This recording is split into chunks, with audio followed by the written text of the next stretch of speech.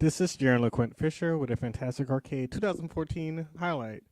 Tim Schafer came to Fantastic Arcade in part promoting Gang Beast and Mountain. With the remaster of Grim Fandango coming down the line, Tim Schafer decided to take some time to reflect on the original game in a one-on-one interview with George Royer of Whitewell Game. In this one-on-one, Tim reflects on his inspiration from El Dia de los Muertos as well as noir films.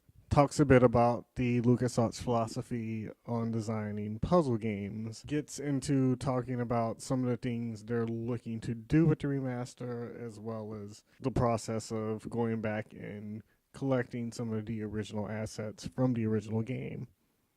Well, back in college, I took this class called The Forms of Folklore, which was the best. Like I always say, the classes that helped me, people ask me what should I study if I want to get into games and stuff, and all the things that helped me the most were the classes that were not in my CS major. They're like my anthro classes and my English classes and all the just crazy things there are to learn in the world, or what help you when you're coming up with ideas for a game. And this anthro class was all about folklore, which was everything from ancient legends, myths, to like jump rope rhymes and riddles and car games and things you could play. And the teacher would just like ask somebody like, what kind of game did you play in the car when you saw a car with one headlight? This is off topic. Anyway, and someone would say like, oh, it was punch bug, and you could punch the other person, and then you could tell them what state they were from. All these amazing things that you could just tell from what version of the story he had told. So anyway, we had one section on the Day of the Dead. And we studied how the Day of the Dead holiday had kind of evolved in Mexico.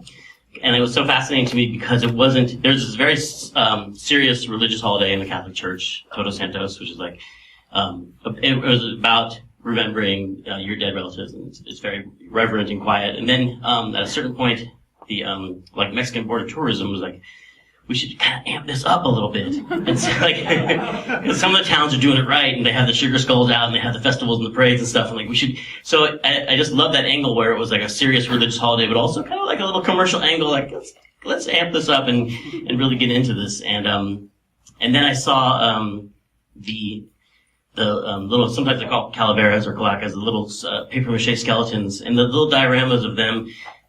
Someone gave me a skeleton woman on an operating table giving birth to a skeleton baby, the skeleton doctors, and I was like, God, this looks like a game to me. This is amazing. And you see that I had a book where the backgrounds are all black, and it was like these day glow colors on these little dioramas of skeleton dentists and skeleton street sweepers, and it just looked like a little world that you could jump into and run around with. And so I was like, I want to make a game about that. And as we're working on it, we're also really just happened to be in this phase where I was reading a lot of Raymond Chandler and watching a lot of Humphrey Bogart movies. And I was like, I want to have this angle of corruption in it. You know, just the way that serious, religious holiday had been kind of corrupted by tourism, but was still good for a lot of people. I wanted to have that corruption angle be in there and taking things from like the movie Chinatown about these plots of, an evil land scheme going on. Just it all seemed to fit together. Do you have a favorite noir film?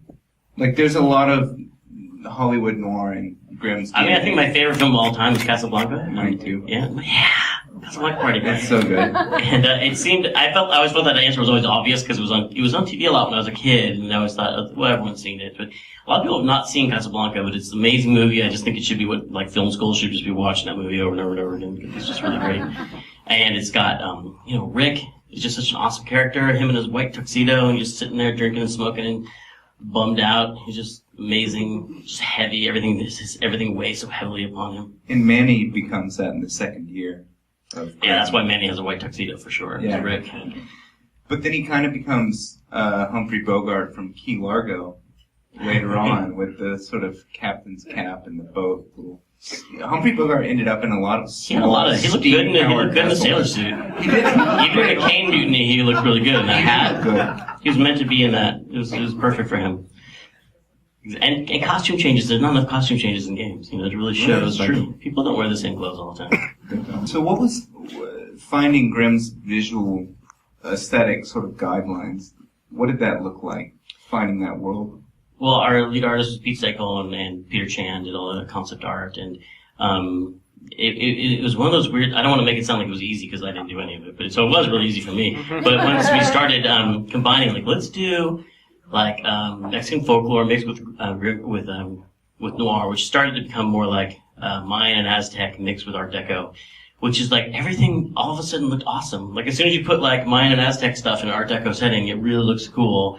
And just all these things happen. Like Peter Chan would send us a package of fresh art every week, and he would have a drawing of a ziggurat, like on a cruise liner. And I was like, I've not seen that before. So that looks awesome. There's one theater called like the Aztec. There are certain like Art Deco movie theaters, and I think it's in Colorado or something. There's just a few. There's a building in San Francisco that has like an Aztec Art Deco lobby. It's one of my dentists. Like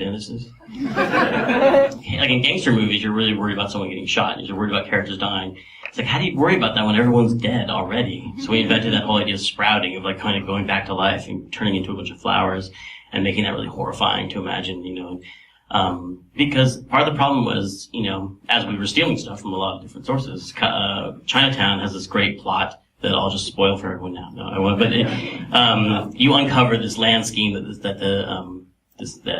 Noah, Noah, what's his name? John Huston. John Huston's character, Noah something or other. He had this great scheme, and I was like, it's so great when a villain has a really good plot. Like a really good thing. He's up to no good and has really thought it out. And your main character trips over a piece of it at a time until you realize that there's this whole like, oh my god, conspiracy. And so, we promise we weren't going to say conspiracy, okay? That's okay. I'm kind of thinking about that. So I had to, that was about land. It was a land scheme, and so originally it was Manny was going to be a real estate agent. Because I also really liked, there's a lot of new noir that was coming out at that time, like Glengarry and Ross and The Usual Suspects. And Glengarry and Ross just had the desperation of salesmen that was just so, you could feel it, and it was just so painful to watch. And just, I love that movie. Jack Lemmon's super rough to watching that. It's so good. It's so good. Every time I watch that movie, I want to stand up and cheer for every single monologue in it. He's going to be a real estate salesman. And then I was like, well, who would want to buy land in the land of the dead? Like, you don't really, because the folklore that really inspired a lot of that made me realize that it could be a game was when I started reading about the 4-year journey of the soul. That you die, and then your soul goes on a journey that takes 4 years, and you're trying to get to Mictlan, or the land of eternal rest. And it just sounded like this great road trip, this great like quest. It just seemed like the hero's journey, all the things. It just seemed like this is something you have to make a story about. But it was all about moving across the land of the dead and trying to get somewhere. And so a real estate agent, who'd want to buy a house there? You'd want to keep moving. So he became a travel agent for that reason. Mentioning the land of the living quickly, the brief moments that it's depicted, it's a sort of an interesting photo collage. So you never show living people to compare the skeleton people with. Because it seemed like it would be really weird. I've seen some fan art of what Manny would look like with skin, and he looks creepy. He's creepy. You don't want to imagine that, especially with that forehead that he has. So it's like Manny with hair, once you get used to it.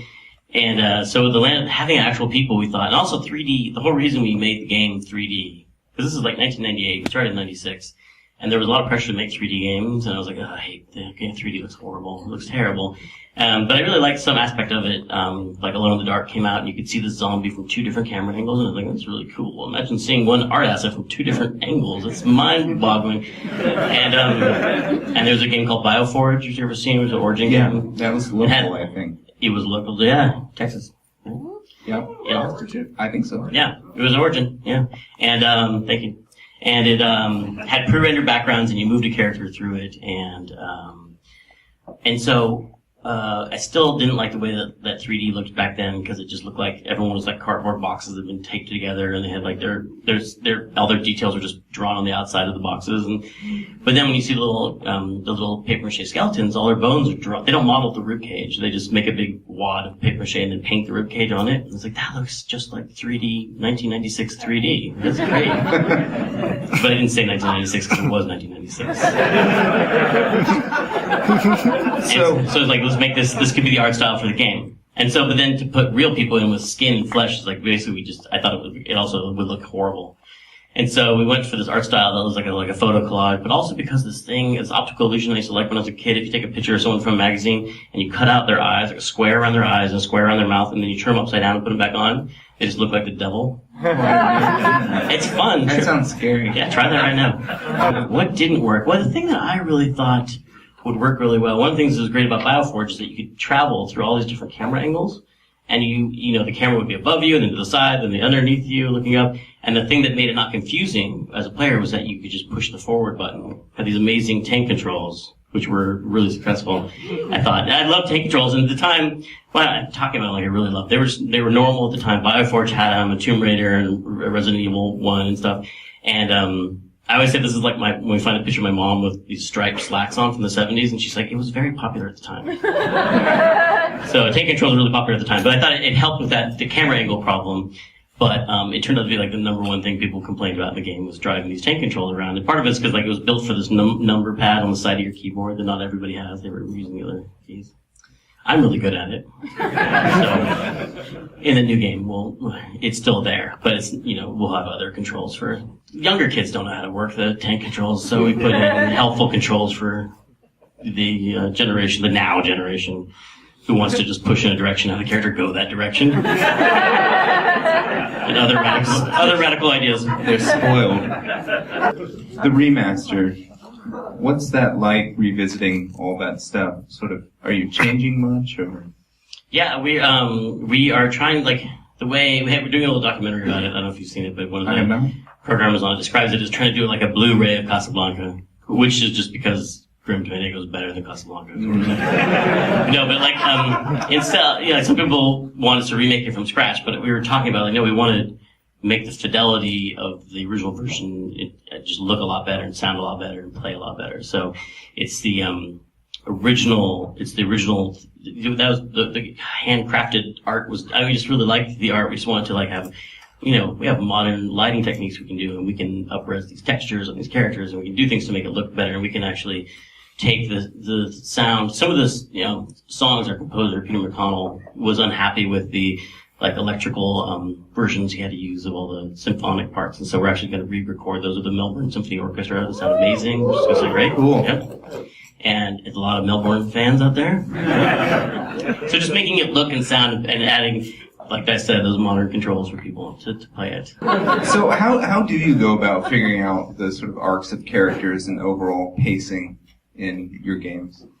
I mean, every game is different. And Grim, I think I was already I read some really basic writing technique, and I studied creative writing in college, but then I just read Screenplay, the Sid Field book, I think it's called, which is all about the 3-act structure. This book's only this thick, so everyone should read it. It's very simple.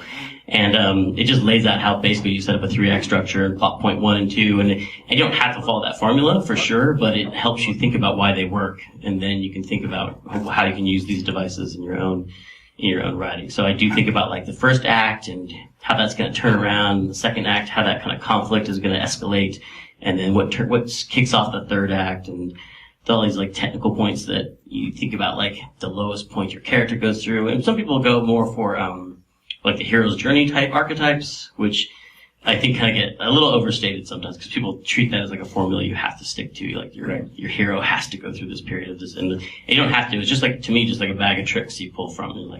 And you want him to, maybe it would be helpful to have this Prometheus character like Obi-Wan, but you don't have to have an Obi-Wan in your story. You can not have that. I think there's an Obi-Wan in Grim. No, we don't. But maybe it'd be as popular as Star Wars if there was one. Yeah, I mean, that's something with adventure games, that's almost all you have, is the difficulty of the puzzles. That moment when you see a problem till you figure out how to solve it, that's the entertainment section of your game right there, besides exploration and all the just being in the land. And so you have to tune that as much as possible to make that. And it's kind of thing, it's nice to hear that you like it, because there's a lot of people, you can never hit it right for everybody. A lot of people will find it too hard, too easy, no matter what you do. And in the old days, we were really puzzles seem really logical to you when you design them. Because it's really easy. Yeah, you take the cat and make it go through the hole with the tape on it and get the hair for the mustache. He does sound cowardly enough to pick an example from someone else's game. But they seem to make sense when you figured out a way to solve a problem yourself. You're okay, everyone will figure that out. But you realize that, no, they have a bunch of things in their inventory. There's 100 objects in this area of the game. They can try everything, but I like to think about it as that kind of when you just don't know what to do at all in a game. I think it's really not that fun. But when you know the solution is in this area and you just haven't looked at it from the right angle yet, I think that's a really pleasant feeling. That's kind of I think it's here. My brother used to come back from college with all these weird riddles that were about where you start with the scenario and you can only ask yes or no questions to try to figure out the story. One of them, the one most people know is like the guy. A man was laying face down in the field with a backpack on, and you're trying to figure out what happened. Oh yeah, the parachute guy. Well, that's a big spoiler. Sorry. That's what we were going to do for the next 45 minutes to try and... So, and the other one was like, if he had seen the sawdust, he would still be alive. That's how they start. And then you're like, was he a parachutist? You're like, no. But, and we'd sit around the dinner table, like, and asking these, and then someone at the table would get it, and he'd be like, oh, you're getting it. And then you'd be like, I want to get it. Wait, and then you ask a question, and he goes, and just the look on his face of like, oh, you're getting close, was part of the, oh, this is so exciting, I'm so close to figuring this out, I love this feeling. And it was part of him kind of like, he was kind of like my brother kind of winking at you, kind of like, yeah, you're close. If you just think about that for a little bit longer, you'll get it. And like trying to put that in the game, trying to put in that kind of like acknowledgement to the player, like, oh, you tried to use that object on there, and that would make sense if this was the reality, but this is a game, so you've got to try it again. And just basically entertaining confusion, I think, is the most important thing when you design those kind of adventure game puzzles, for sure. But we've blown it many, many times, so don't take my word for it. For us, it was just that we try to make this world where by the time you see the land of the living, you've kind of accepted skeletons as normal people. And so they look normal to you, and trying to have fun with the fact that if you were in a world where skeletons are normal, people would look pretty weird and gross to you with meat flaps all over their faces and their lips all blah, blah, blah, blah, like they would look disgusting. And so we were trying to capture that with the technology that we had at the time, which was interesting. What was the second question? Why was sprouting? It was sprouting. Because it was just death in that land. It completely turned you from a skeleton into a pile of flowers, which I don't know if I would want to become a pile of flowers. And for me, it was always sickening to imagine the roots digging through the bones. It was kind of like in Dune when they put the trouts on their arms and the little filaments grow through your skin, and then you pull the thing off and you're just like a big pile of jelly. Remember Dune? The thing with the sand trouts and I remember that. He turned into a giant worm that lived 5,000 years. Another spoiler. Right there. Forgetting. I'm sorry. I know they've all read it. So just that kind of all seemed gross to me. And we wanted to make it so by the end of the game, not to spoil it again, but when you see like a whole field of flowers, it's like, oh my god, this is like a killing field. This is terrifying. And the flowers are also really important in the Day of the Dead celebrations. The marigolds and the smell of marigolds is a really important part of the memories of people who celebrate the Day of the Dead. At LucasArts, we did have a philosophy about the games that would come from Ron and Noah and all the people who started the adventure games there. It's like, we don't like dying in adventure games. That was very controversial. There was like a whole GDC thing where like, I think Ron and Roberta Williams debated death in adventure games. It was,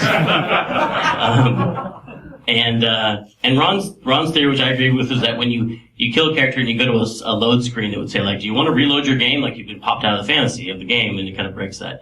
And some games do that well, and it doesn't take you out of the fantasy. Like you're playing Limbo and you die and you get reset really fast. It probably doesn't. But back then we were like, we don't want to leave the fantasy world. It takes a little extra design. It takes a little extra design effort to make it so that you can fail without going back to a load. But if you think about it a little bit, you can like come up with ways that the character can try something and fail at it and still be in the fantasy world. So that was just a big kind of like stake in the ground that we made at LucasArts. It's like, we want to do this, and you can't ever fly to a new location and then not be able to solve a puzzle because you left a pen on your desk back in New York. Well, I hate that kind of stuff. So we don't do that. And if it ever appears in a game, that would be we'd consider that like an A bug, and we had to fix it. Okay. Wait, Anna, are you saying that's not true? We have those in Broken Age? I just added one Broken Age stuff. Please. I'm just wondering if there are any bugs in Grim Fandango that were interesting that you know about now.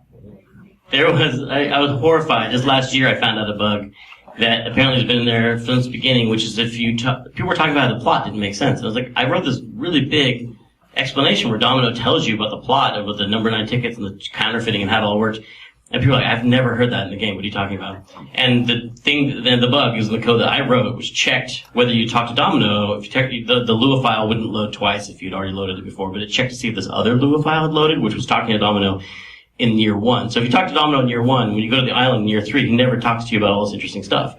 And most players talk to Domino in year 1, so they never talk to him, and they have no idea that a trode that basically almost made the plot make sense in year 3. And I was like, oh my god, like, I really, like, some bugs are okay, but that one, I was like, oh my god, everyone thinks that plot is terrible. But I could hide behind, like, in film noir, like, at the big sleep, even like when William Faulkner did a screenplay adaptation of it, and people were like, people would ask him like, "Who's the killer in this?" He's like, "I have no idea." Yeah, he had to call up. Was it Chandler that wrote that? And he was like, "I'm confused. Who did this? When?" And Chandler was like, Yeah, that's my defense. So the plot doesn't make sense because it's noir. But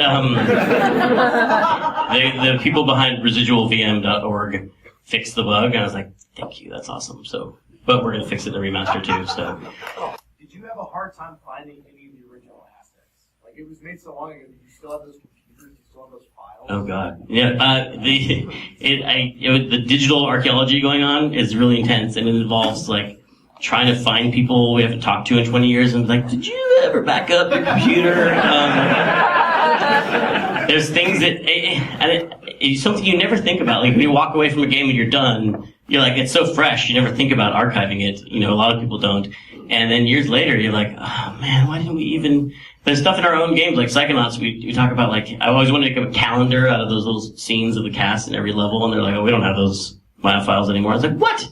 It seems so horrible when you look back on it, but at the time everyone's like, yeah, well, it was on that guy's computer. Remember when it crashed and we threw it away? Oh, yeah. So there has been a lot of stuff, but it's part of the fun in some ways, is like getting in touch with the old team, because, you know, we bring them back. We've been getting in touch with, you know, almost everybody on the original team and talking to them about, you know, remembering their experiences. And also, do you have a hard drive? Did you ever? It's kind of touchy because you weren't supposed to take stuff from work. This is just between you and me. Did you grab any of that stuff on the way out, like the original score? Did you? Nope, I don't have it. But here, take this. There may or may not have been some of that stuff, but we have a lot of the. We've been able, basically because, well, maybe I shouldn't say that. I can't say where we got some of the material, but it was a team effort. And thank God for people not following the rules all the time, because it really worked out.